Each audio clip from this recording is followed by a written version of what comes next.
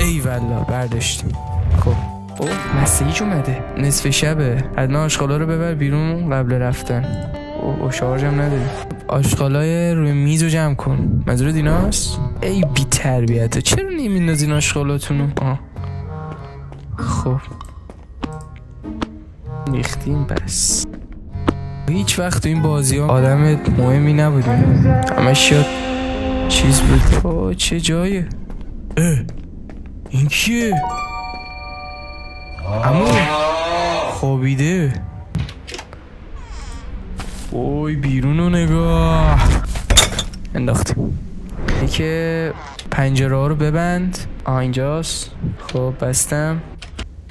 اوه قفلم داریم. یه دونم اینجاست. اینم میبندیم. وقتشه همه رو بندازی بیرون.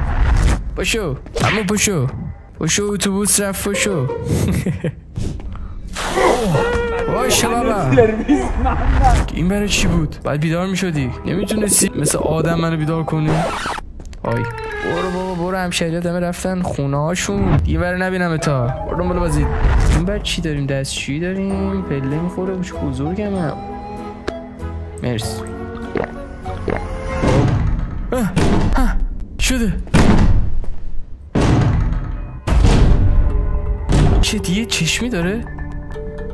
کسی نیست. وای یعنی چی؟ یکی اومده تو. وای ببندش. برم دوربینا رو چک کنم. اوه یعنی اینجاست؟ خبری نیست. در با کن بابا، در با کن. تبعهم زدی، در با کن. آخرش یارو بیاد بیکشتون. اون چیه؟ من نمیتونم ببینمش.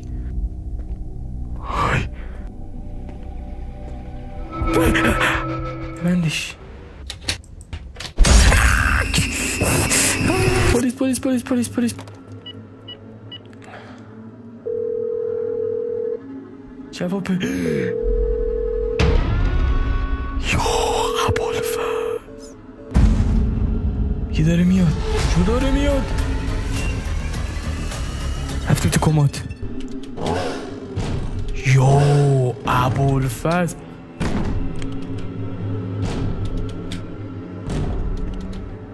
رفت.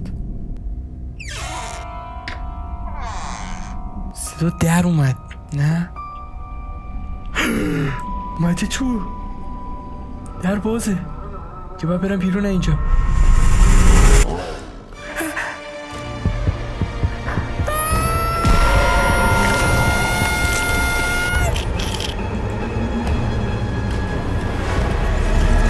مردم.